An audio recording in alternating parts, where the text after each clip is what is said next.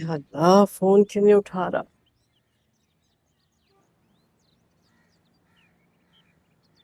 कहाँ थे रात भर? मम्मी प्लीज, मैं पहले ही बहुत परेशान।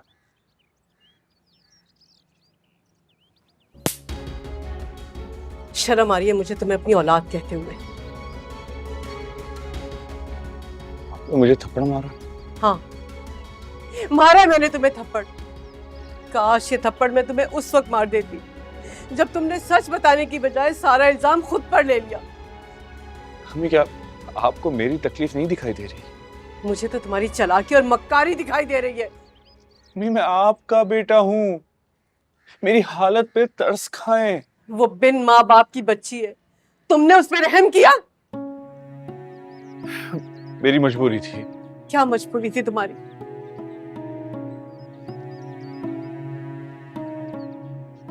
हक महर की बात तो पहले ही हो चुकी थी और तुम राजी भी थे ना, फिर क्यों किया तुमने ये सब? अम्मी, मेरी कंपनी बंद हो गई है, मेरा ट्रांसफर हो रहा है और उन्होंने शर्त रखी है कि बोलो क्या? उन्हें अनमैरिड एम्प्लॉयज चाहिए। तो बताए मैं क्या करता? क्या करते? अरे छोड़ देते, ये नौकरी कहीं और कर लेते। क्यों किया तुमने ये सब कुछ? शर्तें सुन के मना कर दिया था, लेकिन 7 लाख की महीना उन्होंने ऑफर की थी मुझे। क्या इस मुल्क में मुझे मिलती नहीं ना? तो इसलिए तुमने उनके घर जाके तमाशा करना मुनासिब समझा? असल में तो फैल साहब ने मुझे ओहदा और तनख्वाह उस वक्त बताई जब हम वहां पहुंच चुके थे, मैं अंदर जाने वाला था। तो तुमने सारा इल्जाम उन लोगों पे डाल दिया। हाँ तो अच्छा किया ना भाई, अगर मेरा बच्चा कमाएगा नहीं तो खाएगा कहाँ से? बहुत खूब, बहुत अच्छे माँ जी। मुझे तो ऐसा लगता है ये आप दोनों की मिली भगत है, इसीलिए कल बीमारी का बहाना करके आप नहीं गई थी ना।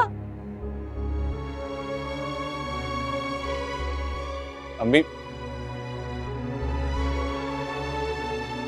इनको मेरा दुख ही नहीं दिखाई दे रहा। दादी, मैं कितनी तकलीफ में हूं, मेरा दुख क्या कम है दादी? दादी, मैं जो कुछ भी कर रहा हूँ सबके फ्यूचर के लिए कर रहा हूँ। बिल्कुल ऐसा ही। तू परेशान ना हो बेटा, मैं हूं ना तेरी दादी। मैं अपने प्यारे बेटे के लिए अल्लाह से दुआ करूंगी, सब ठीक हो जाएगा इंशाल्लाह। जा जाके कुछ खा पी ले, देख तो सब मुंह निकल आया तेरा।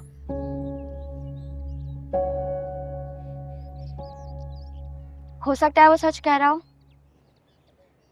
नहीं, सिर्फ मेरी तकलीफ के मजे लिए हैं। तो उसे कैसे पता कि निकाह नहीं हुआ? उसका पालतू आया था ना। तुम्हारा मतलब सलमान ने खानदान की इतनी पर्सनल बातें भी शेयर की होंगी उससे? जो लोग दूसरों की उतरन पहनने पे बेइज्जती महसूस नहीं करते ना, उनके लिए अपनी इज्जत उतारना कौन सी शर्म की बात है? फिर भी तुम कासिम से पूछो तो। इससे क्या होगा? वो वापस आके मुझसे निकाह पढ़वा लेगा। नहीं, लेकिन तसल्ली हो जाएगी कि सलार झूठ बोल रहा है। तसल्ली तो इसी में है कि मैं किसी से कुछ ना ही पूछूं। क्यों? क्योंकि कम से कम भरम तो है ना कि सलार झूठ बोल रहा है।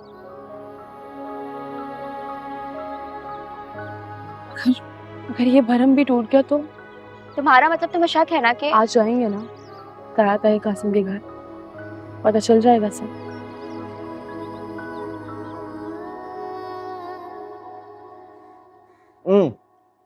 भाई, मैं तुम्हारे घर इसलिए नहीं आया था ताकि तुम मुझे अपना बायोडेटा देने आ जाओ। अरे यार भाई, साला रख ले। वैसे भी तुम कनाडा जा रहे हो यार, कोई तुम्हें अच्छी अपॉर्चुनिटी मेरे लिए नजर आ जाए तो मेरी सीवी दे देना भाई। तुम एक काम करो, तुम कासिम के साथ दुबई चले जाओ। कासिम तो इस्लामाबाद चला गया। नहीं, वो दुबई में उसकी जॉब लगी। नहीं नहीं भाई, उसकी जॉब इस्लामाबाद पहले थी, अब दुबई में है। दुबई चला गया? तुम्हें कैसे पता?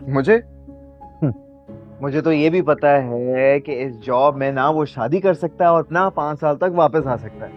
अब बताओ। अच्छा, इसीलिए उसने निकाह करने से मना कर दिया। जब भी मैं कहूं, जब वो निकाह करने के लिए आ गया था तो हक महर को बेस बनाकर उसने इनकार क्यों किया? हक महर को बेस बना? Yes bro.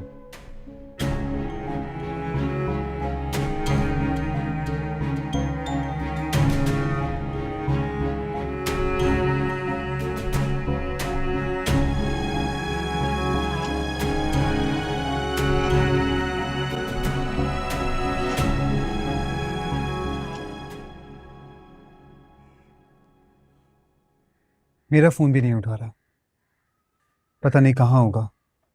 वैसे इतनी बड़ी बात थी नहीं जितनी कासिम ने बना दी। और निमी, तुमने शौकत मामू की शक्ल देखी थी? कैसी हो गई थी?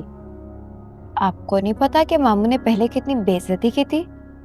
हो सकता है कासिम बदला ले रहा हो। पहले तो मरा जा रहा था सितारा के लिए, वकील को भेज के घर के पेपर सब बनवा लिए। पता नहीं अब क्या हो गया ऐसे।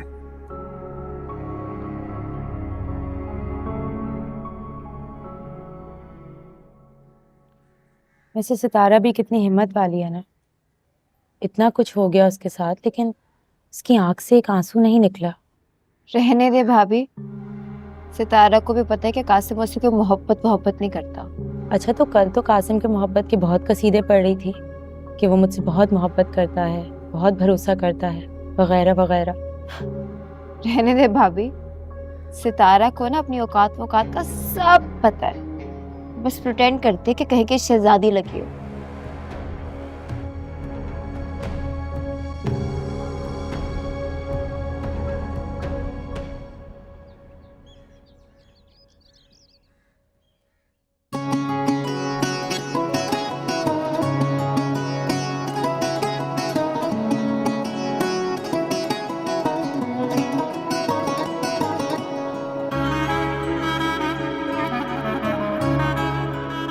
तुम अपने ऊपर डाउट नहीं करती, अच्छा करती हो।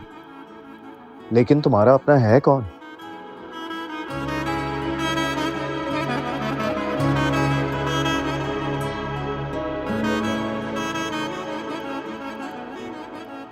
रिश्तों के मामले में सब एक जैसे गरीब होते हैं।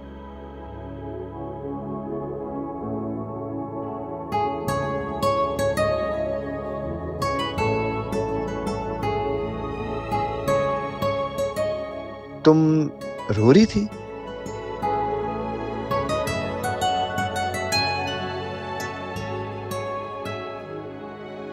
You deserve better, Sitara. Better than Qasim.